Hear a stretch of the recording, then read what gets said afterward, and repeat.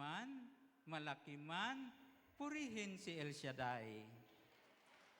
Dahil kung marunong tayo magpuri sa maliit na biyaya, dagdagan. Ha?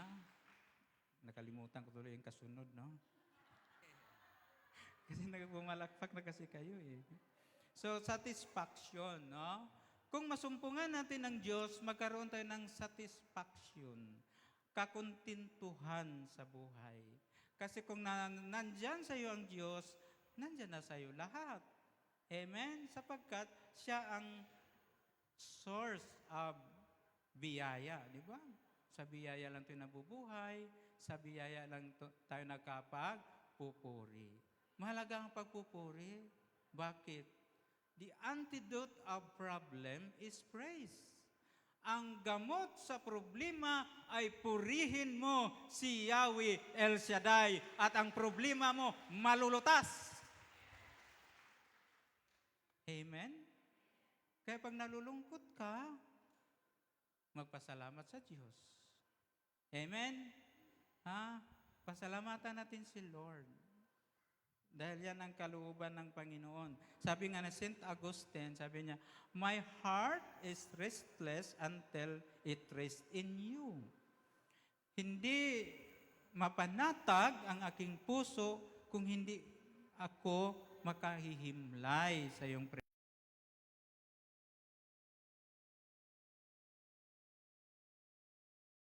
Kaya hindi natin maramdaman, mamalayan ang mga problema sa buhay. Kasi nasa grasya tayo ng Diyos, state of grace. Pag nasa presensya ka ng Diyos, nasa estado ka ng grasya, kaya walang problema. Ano ba yan? Walang problema ating maintindihan. Tama ba yun? Sige. No, mga kapatid, no? Kaya dapat tayo ay, dahil ang pagpapasalamat, ito'y biyaya ng Diyos. Our pre-anti-depression is gratitude. Laging magpapasalamat sa Diyos. Pag may depression ka, may anxiety ka, pasalamatan mo ang Diyos, purihin mo ang Diyos, lahat ng depression lumilipad. Mawawala. Papalitan ng kagalakan ng Panginoon. Amen. Number 3 is meaning in life. Para magkaroon tayo ng kagalakan, signs of joy, meaning in life. Alam na ba natin yung meaning, anong kahulugan ng buhay natin? Kailangan natin alamin ang buhay natin. Amen? Ano bang meaning sa ating buhay? Yung ba mabuhay lang tayo, magtrabaho, kain, tulog, yun ba yun? Hindi. Meaning in life is to know God. Kilanlin mo ang Diyos sa buhay mo. Kilanlin natin si El Shaddai. Sino ba siya sa ating buhay? Amen ba? Kasi pag makilala mo ang Diyos, magkaroon ka ng meaning in life. Pangalawa is to love God. Kung nakilala mo ng Diyos, paglingkuran mo ang Diyos. Dahil yan ang kalooban ni Lord. Hindi naman tayo nabubuhay dito para magpakasaya eh. Paglingkuran natin. Dito ako, para gwapo ako dito, no? Hindi masyado doon. Thank you, brother, ha? Gwapo na. No, special child lang naman nagsasabi sa akin eh. Yung mga normal, hindi nagsasabi sa akin. So yun, ha? Ano ba yun? To love God. So kung kilalin na natin ang Panginoon, paglingkuran natin ng Diyos. Amen? Dahil yan ang nais ni Lord. Maglingkod tayo kay Lord para hahaba ang buhay. Kaya yung mga nag-retire, madaling namatay kasi wala nang ginagawa. Kain, tulog, upo. Mamamatay ka madali, wala kang exercise. Amen? Para humaba ang buhay mo, maglingkod ka kay Lord. Amen? Maglingkod ka sa simbahan, maglingkod ka sa gawain para lagi kang excited. Ay, anniversary ngayon, di ba masigla ka? Pupunta ako sa anniversary, kailan kong mag-make up, kailan kong magpaganda. Amen? Mahina ang amen, no? Kasi gusto nating bumata. May nagtatanong, isang babae, sabi niya, Dok, magkano bang gastusin para ako magmukhang bata? Sabi ni doktor, gagastos ka ng 200,000. Sabi, ang mahal naman. Siyempre, gusto mong bumata eh. Kung gusto mong bumata, gagastos ng 200,000. Sabi niya, wala bang mura, Dok? Meron, 30 pesos. Ano yan? Ito, pasipay, sipsipin mo para magmukhang ng bata. Okay ba? Subukan niyo. So yun So to know God, to love God, and to serve God. Pag kilala mo ng Diyos, mahalin mo ang Diyos, paglingkuran mo ang Diyos. Pag iniibig mo si Lord, dahil ang pag-ibig kulang kung walang paglilingkod. Iniibig mo nga ang Diyos, hindi mo pinaglingkuran, kulang. Kahit sa mahal sa buhay, kung mahal mo sa buhay, paglingkuran mo.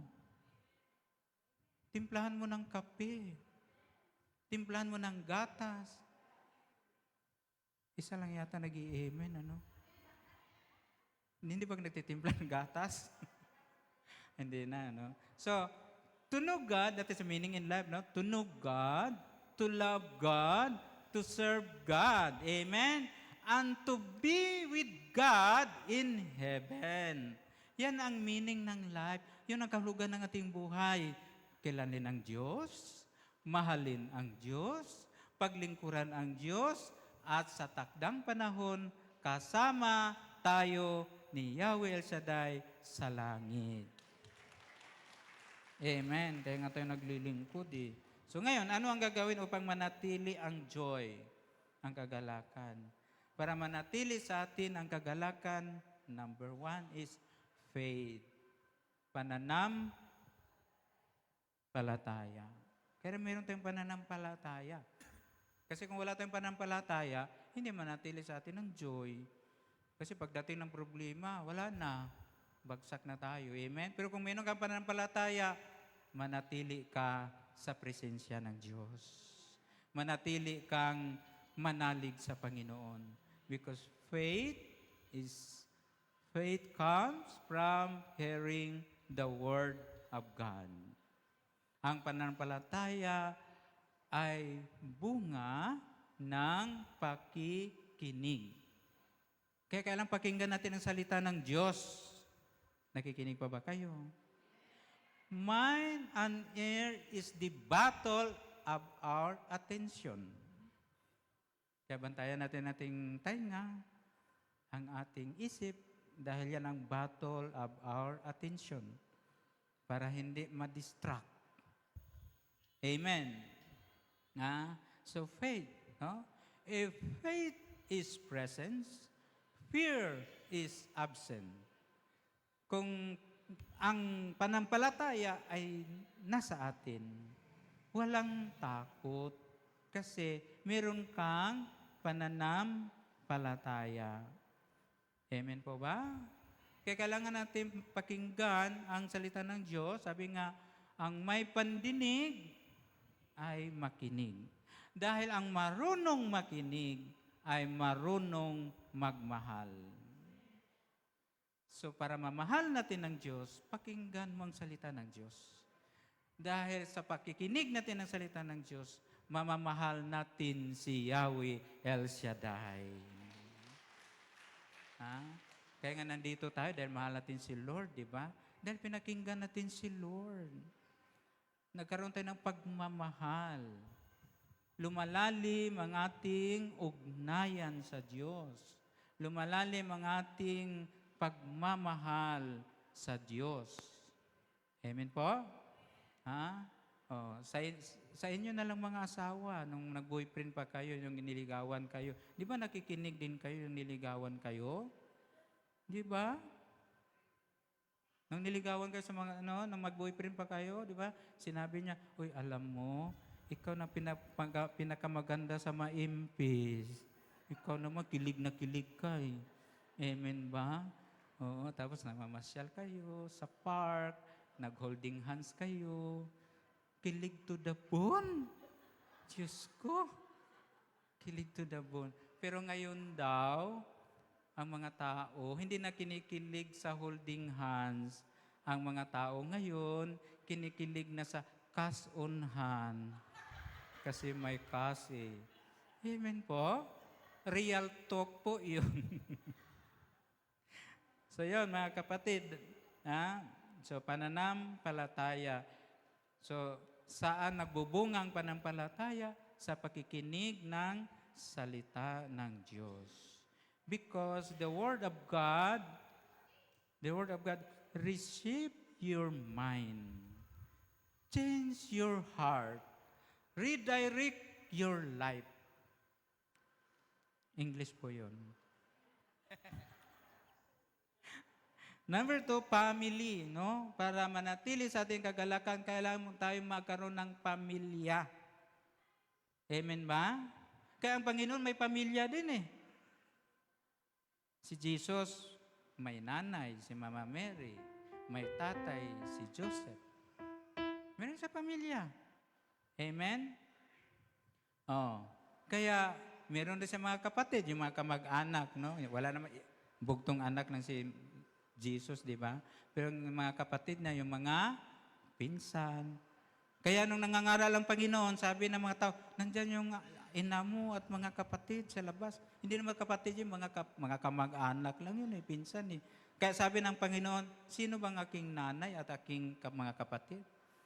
Tinuro na yung mga taong nakaupo sa harapan niya, ito ang aking ina at mga kapatid, ang tumatalima sa salita ng Diyos, sila ang aking ina at mga kapatid. Amen? Ang pamilya ay hindi nakabatay sa kadugo. Hindi lang yung pamilya ng Diyos, hindi sa pamilya dito sa mundo. Ang pamilya ng Diyos ay hindi nakabatay sa kadugo, kamag-anak, kalahi. Ang pamilya ng Diyos ay nakabatay sa pag-ibig. Kung meron kang pag-ibig, kapamilya ka ni Yahweh El Shaddai. Kaya tayo ay kapamilya ng Diyos. We are extended family, ang mga El Shaddai. Amen po ba? Kaya nga mga kapatid, pinalawak ng Panginoon ang pamilya. Hindi lang yung mga kadugo, hindi lang yung mga kalahi, hindi lang yung mga kamag-anak.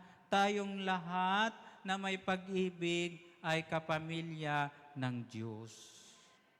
Number 3, friends. Para manatili sa atin ang kagalakan, meron tayong mga kaibigan. Amen? Kayo ba may kaibigan? Siyempre, no? Yung mga kasama natin, kaibigan na rin natin yan. Friends, ang Panginoon ba may mga kaibigan? Meron. Yung 12 apostoles, kaibigan ni Lord yun. Amen? Yung best friend pa nga niya, yung 3 magkapatid, si Martha, Lazaro, at sino pa yung isa? Martha, Lazaro, at Maria, di ba? So yun ang best friend ni Lord. Meron ba siyang circle of friends, yung 72 disciples? Kailangan natin yung, meron tayong mga kaibigan. Amen? Ako na lang mag-amen, Tahimik na tayo eh. Wala na nag-amen eh. Mabuti pa yung special chat, ang lakas ng amen. Ay, Diyos ko.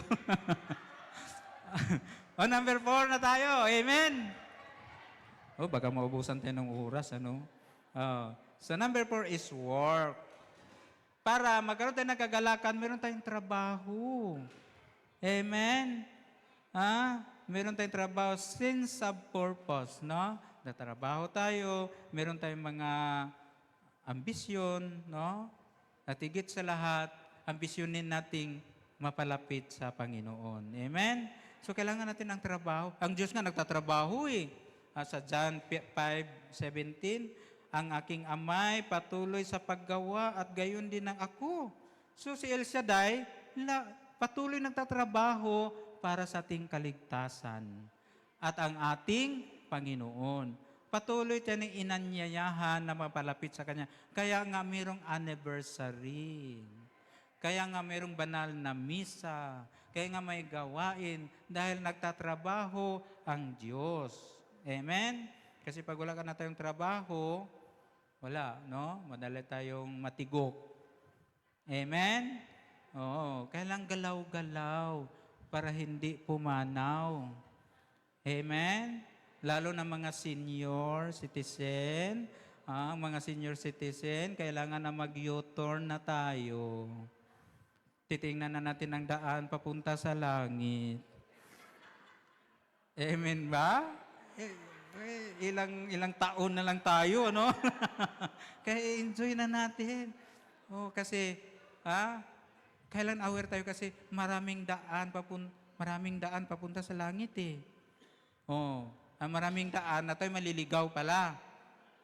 Oh, kasi maraming daan, may tamang daan, may liko-likong daan, sangang daan, magandang daan, may 5 daan. Nakakalito eh. Amen? Pero ang sabi ng Panginoon, sabi ni Jesus, John 14:6, ako ang daan, ang katotohanan at ang buhay. Isa lang pala ang daan eh, si Jesus. Amen? Para makarating tayo sa langit, tanggapin natin ang Panginoon. Kailangan tayo magtatrabaho. Amen? Kailangan tayo magtrabaho kay Lord.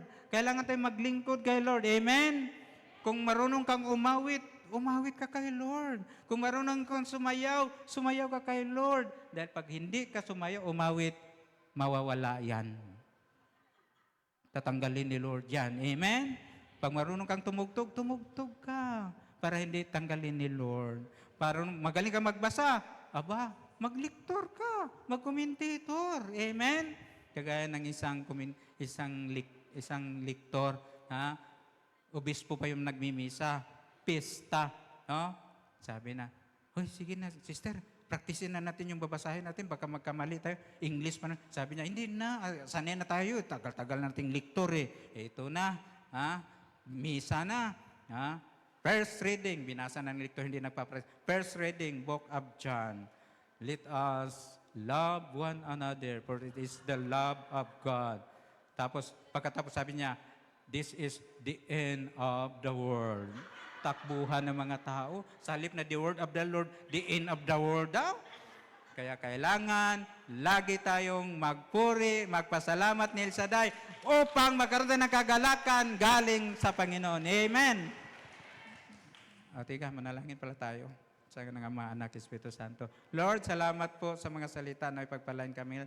Pagpalain niyo pang healing message, ang banal na misa, naway puspusin kami ng banal na Espiritu. In Jesus' name, Amen. Sa ng Ama, Anak, Espiritu Santo, Amen. God bless us all. To God be the glory.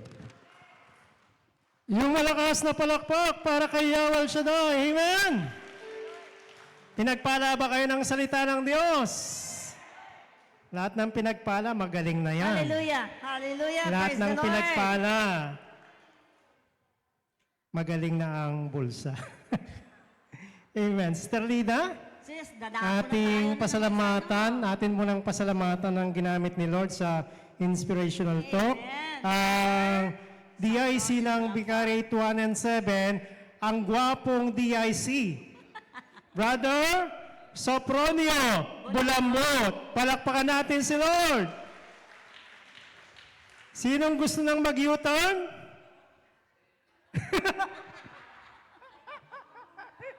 Wala pa. Brother Prony naman eh. Tinatakot mo yung mga senior.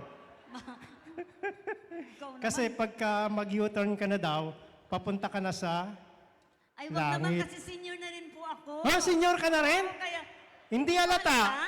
Hindi halata. Kasi Oh. po nung kumukuha kong ID, sabi nila, are you really senior citizen? Sabi niya ganyan sa akin. Sabi ko, oo naman. I was born 1958. So, I am already 67. Ikaw Pero, naman, sister. Hindi, Ay, brother pala. sa biyaya ni Lord, hindi halata, no? Amen? Okay. Tunay nga sa mga anak ni El Shaddai, kahit na may edad na, parang young pa rin. Amen.